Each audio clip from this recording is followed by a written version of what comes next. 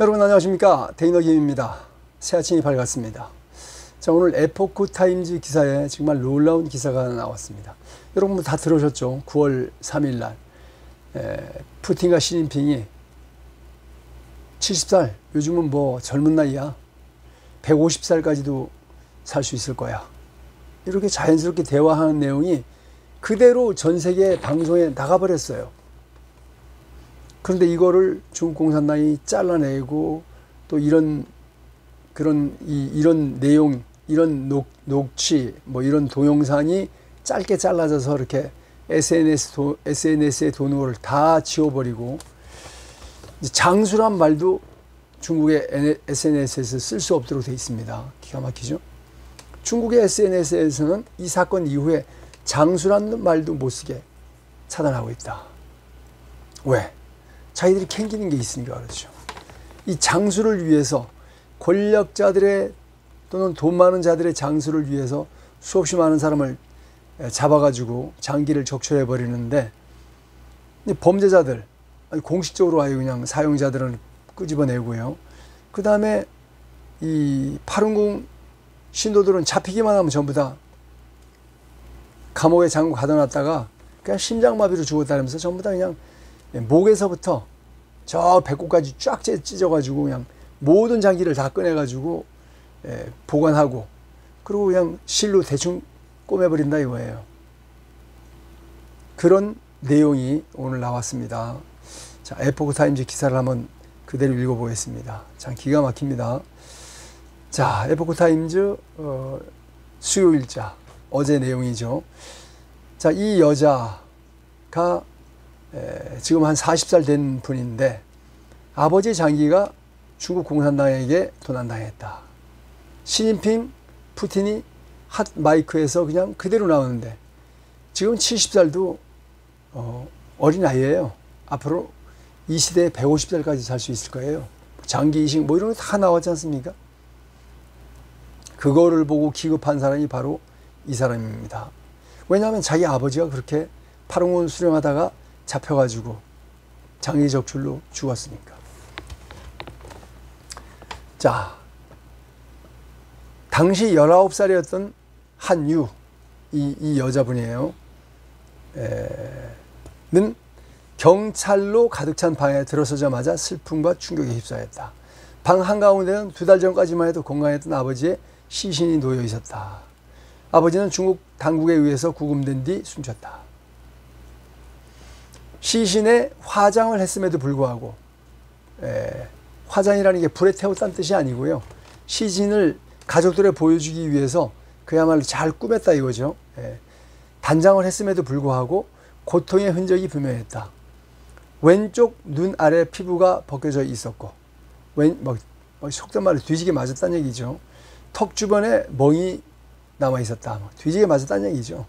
목 아래로는, 목에서부터 실밥이 이어져 있어 갖고 그 셔츠를 들쳐보려니까 소리 질렀다 이거예요. 자, 목 아래로 검은 실밥이 이어져 있었다. 한유가 아버지의 옷 단추를 풀어 절개 부위가 얼마나 깊은지 확인하려 하자 경찰은 소리 지르며 그녀를 밀어냈다. 다른 친척들이 간신히 아버지의 셔츠를 들어 올렸고 절개 부위가 배까지, 복부까지 이어져 있음을 확인했다. 그들은 배를 눌러보았다. 뱃속에 장기가 싹 빠져나가고 아무것도 없었다. 대신 얼음 대신 쑥 들어가면 이상하니까 대신 얼음을 꽉 채워놨다 이거예요. 그들은 장기를 어디로 가져간 것일까? 그로부터 21년이 지난 지금 그녀는 중국 공산당 총서기 시진핑과 블라디미르 푸틴이 장기 이식과 장수에 관한 대화를 나누는 핫마이크 장면을 보면서 다시금 공포를 느꼈다. 자, 시진핑은 9월 3일 베이징에서 열린 2차 대전 승전 기념 퍼레이드에서 러시아어 통역을 통해서, 예전에는 사람들이 70세까지 이루기도 힘들었지만 요즘은 70세는 아직도 어린아이와 같다. 푸틴은 중국어 통역을 통해서 이렇게 답했다. 생명공학이 발전하면서 인간의 장기를 계속 이식할 수 있어. 지들은 이식할 수 있지만 이식당하는 사람 죽을 거 아닙니까? 그죠? 이식할 수 있어. 점점 젊어질 수 있으며 어쩌면 불멸도 가능해질 것이다. 참 기가 막힌 놈이죠. 시진핑은 라이브 스트리밍 음성이 사라지기 직전까지 이렇게 말했다. 예측하기로는 이번 세기의 150살까지도 살 가능성이 있다. 자, 국제조사기관인 차이나 트리뷴은 트리뷴이 이미 수년 전 중국 공산당 정권이 장기 강제 적출이라는 피비린내 나는 거래에 관여하고 있으며 자기 팔아먹는 사업을 하는 거죠. 중국 공산당이. 양심적 수감자를 장기 수에 맞춰서 살해하고 있다. 양심적 수감자들을 그 유전자 분석을 통해서 살 사람이 있으면 바로 그냥 그 사람을 잡아다가 끄집어내 가지고 살해해버린다 이거죠. 표적이 된 사람은 대부분 진선인, 원칙에 따라 영적 수련을 하는 파룬궁 수련자들이다. 자, 파룬따파로 불리는 파룬궁은 90년 중국에서 1억 명이 수련할 정도로 인기가 높았으며 그로 인해서 99년 이후 공산당 정권으로부터 줄곧 박해를 받아왔다. 아버지의 장기를 당국에 강제로 빼앗긴 상황에서 중국 최고 지도자가 장기를 지속적으로 교체하는 문제를 언급하는 것을 듣고 충격을 받고 소름이 끼쳤다. 라고 그 여성분 한유가 에포크타임즈에 밝혔다. 자, 한유는 이 발언은 장기가 풍부하게 대기 중이라는 의미를 내포한다. 이런 배경 속에서 아버지처럼 목숨을 잃은 사람이 도대체 얼마나 많을까? 이 한유 지금 40살이죠. 당시 19살. 아버지 죽었을 때. 자, 파룬궁을 수련한다는 이유로 아버지 중국에서 박해를 받아 사망한 한중경의 딸 한유가 2025년 9월 7일 뉴욕의 한 거리에 서 있다. 당시 19세, 지금 40세입니다. 그는 살아있다. 불법적인 장기 적출은 1990년대 중국에서 이미 만연했다. 중국 당국의 묵인 아래 의사들은 처형된 수감자들의 장기를 합법적으로, 처형된 이 사형수들은 그냥 합법적으로 장기를 꺼내서 자기들이 사용했다 이거예요. 그러나 2000년대 들어서 파룬궁에 대한 박해가 시작되면서 이제 파룬궁 전체를 잡아다가 먼저 유전자 분석을 해요. 잡아다 혈액을 뽑아가지고 그렇게 놔뒀다가 이게 소유자가 생기면 죄목을 씌워서 잡아들여갖고 바로 그야말로 장기를 적출한다 이런 얘기입니다. 자, 1998년부터 이 문제를 꾸준히 경고해온 미 공화당의 크리스 스미스 하원 의원은 중국에서 장기를 기다리는 시간이 정말 짧아졌다. 전 세계 환자들이 들끓었다. 중국은 수년간 장기 기증 시스템이 없었고 2015년 국제적 압박으로 인해서 이 장기 도네이션 시스템을 도입한 이후에도 연구자들은 중국 장기 기증 데이터의 조작, 장기 기증 하지도 않았는데 그냥 데려다가 그냥 장기 꺼내가지고 이식해준다 이거죠. 자, 스미스 의원이 에포크타임즈에 말한 겁니다. 중국에 가면 일주일 정도 안에 장기를 받을 수 있다. 왜냐하면 장기 수용자의 항원과 모든 조건이 맞는 사람을 찾아 죽여버리기 때문이다. 그러면 거부 반응이 없거나 훨씬 적어진다. 나치 독일 외에는 이런 사례를 본 적이 없는데 바로 이것이 우리가 말하고자 하는 것이다. 나치와 똑같은 상황이다. 이분이 미 하원 의원, 연방하원 의원 스미스 의원입니다. 한유는 아버지를 중국 공산당 당국에 빼앗기고 장기까지 도난당한 실상을 에포크타임즈에 증언한 두 여성 중에 한 명이고요. 이들은 이야기가 놀라울 만큼 똑같다. 가족의 갑작스러운 죽음, 대규모 경찰의 개입, 시신에 남아있는 뚜렷한 상흔, 확 찢어버리고 장기 빼냈다 이거죠. 서둘러 진행된 화장. 그리고 이제 죽었다 그러면서 이쁘게 단장을 해요. 그래서 보여주는데 자세히 보면 확 찢어가지고 그냥 꼬맨 흔적이 있다 이거예요. 그리고 진실을 묻는 유가족에게는 철저한 침묵, 대답 안 해준다. 자, 2009년 1월 중국 서남부 충칭의 한 노동교양소에서 면회를 허가받은 지 불과 24시간도 되지 않아서 사망했다. 당시 그는 신앙을 이유로 1년 형살일 중이었고 형기를 절반쯤 마친 상태에서 면회 자리에 그는 아내가 오지 않은 것이 아내에게 새로운 8년형이 선고됐기 때문이라는 사실을 듣고 통곡했다. 아내는 8년형, 남편은 1년인데 6개월 수감 후에 그냥 장기 적출로 죽여버렸다. 교도관들은 몇 시간이나 기다려간 뒤에야 유족을 장례식에 직장에 데려갔다. 그곳에서 영안실 직원은 규칙을 하달했다. 휴대전화, 카메라, 통신 촬영 장비 안 된다. 면회 시간은 5분이다. 장리는 아버지 사건과 관련해서 잘못된 점을 시정해달라고 요청하는 진정서에서 이러한 내용을 자세히 기록했고 이를 에포크타임즈에 기고했다. 영안실 냉동고에서 아버지 시신을 꺼내는 순간 가족들이 급히 달려갔다. 이제 아까 한유하고 다른 케이스입니다. 아버지의 얼굴과 가슴, 다리는 만져보니 아직 따뜻했다. 시신 장기 적출하고 나서 바로 집어넣었다 이거예요. 냉동고에 넣었지만 아직 얼지도 않은 상태, 따뜻했다 이거예요. 아버지는 죽지 않았어. 아직 살아있어. 장리의 언니가 소리쳤다. 당황한 20여 명의 교도관 경찰은 가족을 거칠게 밀어내고 쫓아냈고 그 과정에서 손바닥을 바닥에 베었다. 손바닥을 베었다. 한 여성이 병원에서 이미 사망 진단서를 발급했다고 말하는 것으로 기억했다. 당국이 내놓은 공식 설명은 급성 심장마비였다. 그러나 장리 가족은 누구도 믿지 않았다. 유족 동의 없이 진행된 부검에서 갈뼈 3개가 부러져 있었다. 당국은 심장마비가 돼서 심폐소생하느라고 부러졌어. 이렇게 거짓말한 거죠. 충칭시 검찰 관계자 한 명은 아버지의 장기가 의료 표본으로 만들어졌다고 밝혔다. 그들이 장기를 가져갔다. 그들이 무슨 말을 하든 그 장기를 어떻게 처리하든 우리는 알 수가 없다. 장리는 이렇게 말했다. 너무 많은 의심이 남아있다. 자, 여기 죽은 사람이죠. 한유가 죽은 아버지 사진을 이제 보여주는 것 같아요. 그들의 자비에 맡겨져 있다. 그들이 죽었다 그러면 죽은 거고 살았다 하면 사는 거고 모른다 이거예요. 한유의 아버지는 2004년 사망했고 오랫동안 그녀는 아버지의 죽음을 이해하려고 애썼다. 아버지를 꿈에서 자주 보았고 울면서 잠에서 깨어나곤 했다. 2006년 에포크타임즈는 여러 목격자들의 증언을 토대로 중국 내 강제 장기 적출 문제를 최초로 폭로한 사람이 바로 한유, 아까 그 여성입니다. 증언자 중에는 중국 동북부 한 병원에서 일했던 여성이 있었는데 그 여성은 외과 의사인 자신의 남편이 파룬궁 수련자들의 각막은 아직까지 인간이 만들어낼 방법이 없죠. 각막을 적출했다고 밝혔다. 한유가 이 사실을 알게 된 것은 그로부터 1년 뒤였다. 인터넷을 검색하다가 장기 적출을 다룬 게시물을 발견했다. 그녀는 그를 읽으면서 온몸을 떨었다.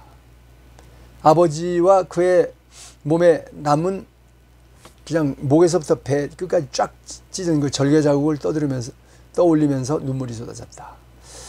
그날 밤 그녀는 몇 시간을 울다가 지쳐 쓰러졌다. 중국에서 유가족들이 할 수 있는 일은 거의 없다.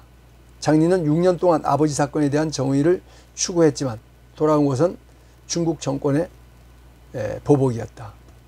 장리는 직장에서 잘렸다.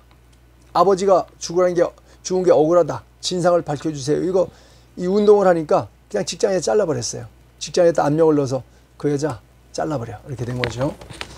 가족이 보상 합의를 완강하게 거부하자 베이징 최고 지도부에서 상소를 이어가던 그녀에게 돌아온 것은 체포, 그 다음에 구타, 그 다음에 끊임없는 괴롭힘.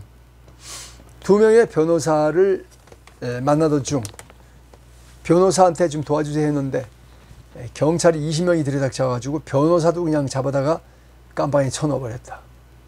변호사들 수갑에 채우고 변호사도 똑같이 신문을 가했다. 기가 막히죠. 한 변호사는 손목을 베이고 고막이 터져서 피가 나왔다. 반복적으로 뺨을 얻어맞은 결과였다. 또 다른 변호사는 쇠우리에 갇혀 손이 머리 위에 매달렸는데 하도 오랫동안 이게 매달려가지고 손이 퉁퉁 붓고 감각을 상실했다. 마치 우리들의 삶이 그들의 자비에 달려있다. 그들을 죽이면 죽는 거고 그들이 깜빵에 쳐놓으면 깜빵에 들어가는 거고 아무 결정력이 없다 이거죠. 우리는 우리의 인생을 스스로 통제할 수조차 없다. 장리는 이렇게 말했다. 요게 이제 그 장기 적출당한 아버지고요. 아마 요게 딸인 것 같죠? 예. 당시 19살이었던 딸. 네, 아버지 그런 것 같아요. 자, 세계에 던져진 질문. 시진핑과 푸틴이 9월 3일 날 뭡니까? 퍼레이드에서, 군사 퍼레이드에서 무방비 상태에서 자기들은 방송되지 않는다고 생각하고 무방비한 발언이 전 세계의 주목을 끌었는데 다시금 장기 적출 문제를 수면 위로 끌어올리는 효과가 있었다 이거죠. 이는 중국 공산당 정권에게는 곤혹스러운 일이었다. 중국 관영 매체를 통해서 수십억 명이 지켜보는 가운데 전 세계로 생중계된 이 장면은 강력한 검열이 가해지는 중국 인터넷에서 흔적도 없이 싹 지워졌다. 한 해외 소셜미디어 사용자는 지금 중국에서는 중국의 틱톡이라든지 또 뭡니까 웨이보라든지 이런 데서는 장수라는 말도 못 쓴다. 그 사건 이후로. 중국 국영방송 CCTV는 변호사를 통해서 로이터 통신이 중계했는데 로이터 통신이 중계한 거 그거 잘못된 거다. 아니 허가 받고 돈 내고 중계했는데 자, CCTV는 로이터가 합의된 범위를 넘어서 사용했다. 아니 생중계하도록 허가 받고 뭐 돈 줬겠죠.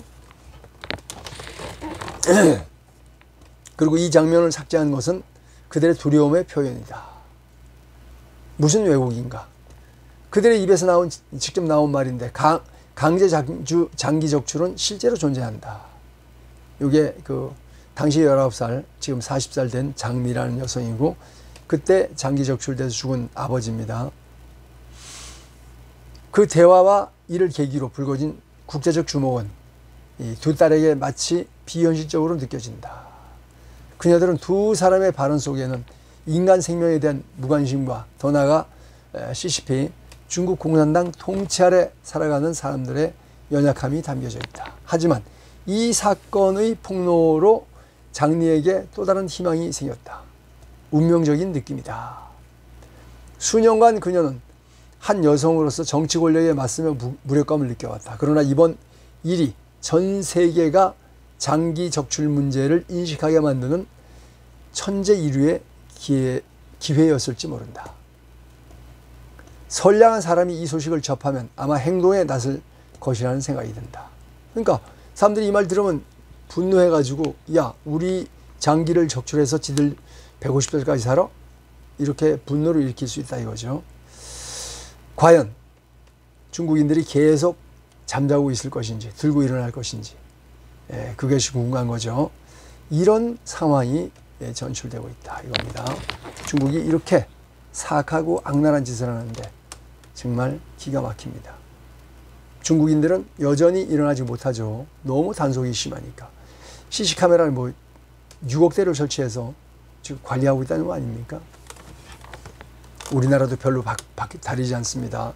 리자이밍, 차이나리 리자이밍 정권이 대한민국 진짜 표현의 자유, 언론 집회, 결사의 자유를 지금 막으려고 국무회의에서 완전히 조폭이하는 말투로다가 단속하라고 그냥 압박을 하고 있습니다. 참 기가 막혀요. 미국 대사관이나 일본 대사관 앞에서는 무슨 짓을 해도 괜찮은데 중국 대사관 앞에서는 집회를 못하게 막는다. 이게 차이나리 리자이밍이 참 만행이죠. 이거 우리가 가만히 있으면 되겠습니까? 결코 용서해서는 안 될 것이다. 이런 생각입니다. 바닷물은 썩지 않습니다. 왜? 3.5%의 소금이 들어있기 때문에. 우리 몸에는 0.9%의 소금이 들어있습니다.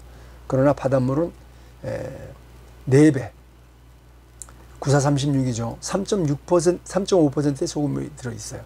그래서 썩지 않습니다. 바닷물에 세균이 들어가도 죽고요. 바이러스가 들어가도 죽어요. 물론 기생충이 들어가도 죽겠죠. 조국과 같은 기생충 가족도 바다에 들어가면 죽습니다. 왜? 소금이 있기 때문에. 대한민국이 지금 이렇게 정과 22범 정부가 국민을 탄압하고 압박하고 있는데 가만히 있으면 되겠습니까? 깨어있는 투사, 애국 시민, 자유민주 시민 3.5%가 들고 일어나면 이 가짜 부정선거로 권력을 잡은 정권, 국회의원들을 끝장내고 진짜 국민이 뽑은 국회의원과 정권을 다시 선출할 수 있습니다. 우리는 가짜를 끌어내려야 됩니다. 그것이 3.5% 소금운동입니다. 자, 서브만 까면 이 모든 진실이 밝혀집니다. 그래서 장제원 박사님이 국민들과 함께 서브가 운동을 하고 있지 않습니까? 자, 여러분 목, 금, 토 이렇게 매주 3번 하고 있는데요. 하루라도 한 번씩 나와주셨으면 좋겠습니다. 장소는 서울역입니다. 서울역 광장이에요. 자, 국민 3.5%와 같은 목적으로 계속 지속적인 정치 활동을 하면 모든 정권은 무너졌다. 이거는 미국의 콜로라도 덴버에 있는 덴버 대학교 정치외교학과 교수 에리카 체노워스 교수의 이론입니다. 이분이 1900년부터 2006년까지 107년 동안 지구에서 일어난 모든 정치를 분석했어요. 그런데 군인이 총칼을 들고 일어난 쿠데타는 50%밖에 성공을 못하는데 국민 3.5%가 소금처럼 들고 일어나니까 끝장나더라. 정권이 바뀌더라. 그래서 우리가 소금운동, 서브가 운동을 해야 됩니다. 국민 3.5%만 바다의 소금처럼 살아있다면 가짜 대통령, 가짜 국회의원은 끌어내릴 수 있는 겁니다. 함께 투쟁해 주십시오. 장제원 박사와 함께하는 서브가 운동, 여러분 일주일에 한 번이라도 서울역 앞으로 나와주시기를 바랍니다. 시간은 17시, 오후 5시부터 7시까지입니다. 나와주십시오. 함께 투쟁해 주십시오. 바닷물은 3.5%의 소금 때문에 썩지 않습니다. 국민 3.5%만 눈을 시퍼렇게 뜨고 있다면 가짜 대통령, 가짜 국회의원은 끌어내려주고 자유민주주의 정부는 지켜집니다. 대한민국의 건국 정신은 지켜집니다. 함께 투쟁해 주시기를 간곡하게 부탁드립니다. 아무리 힘들고 어려워도 우리는 희망의 끈을 놓으면 안 됩니다. 세계 최고의 지정학자 조지 프리드먼 박사가 대한민국이 아무리 어렵고 힘들더라도 2030년 전에 통일이 도덕처럼 올 것이다. 그때 만주와 몽고가 당신의 땅이 되는지 나는 궁금하다. 그때 내가 90살이야. 내가 그때 꼭 가서 확인할 거야. 지금 이분이 85세입니다. 2030년이 되면 이분이 90세가 되는 거죠. 이런 희망을 안고 우리 3.5% 소금 운동을 빡세게 진행해 주시기를, 함께 참여해 주시기를 간곡하게 부탁드립니다. 여러분 동의하신다면 공유하시고 좋아요, 알람 설정, 나르기를 통해서 많은 분들과 함께 나눠주십시오. 시청해 주셔서 감사합니다. 고맙습니다. 충성.